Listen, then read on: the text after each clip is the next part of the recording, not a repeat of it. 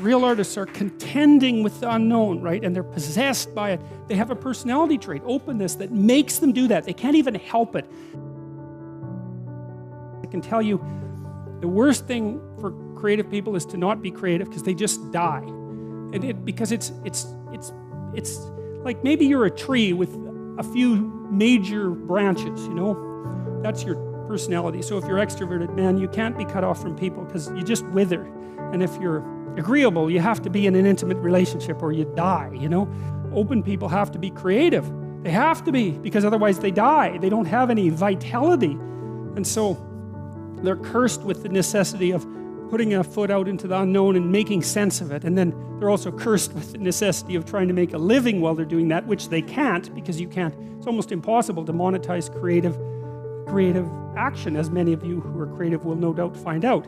It's very, very frustrating. It's not that creative action is without value, right? Because the creative people are entrepreneurs, and the creative people revitalize cities, and the creative people make things magnificent and beautiful. You think of a real piece of art is a window into the transcendent. That's what it is.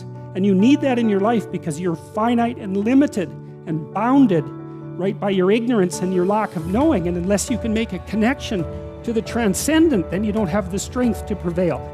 It's really hard to make something beautiful. And it's really worthwhile. And what's really cool is if you learn to make something beautiful, even one thing, if you could just make one thing in your life beautiful, then you've established a relationship with beauty. And then you can start to expand that relationship with beauty out into the world, like into other elements of your life. And that is so worthwhile. It's just incredibly, crazily worthwhile. And that's an invitation to the divine. You know, you have to be daring to do that. And people are terrified of it. People are terrified of color. They paint their walls beige. They're terrified of art. They buy some mass-produced thing because they don't want anybody laughing at them for their lack of taste. It's not an option. It's not an option. What has it said? Man does not live by bread alone. That's exactly right. We live by beauty. We live by literature. We live by art. And literally, not metaphorically. We cannot live without it, because life is too dismal and tragic in the absence of the sublime.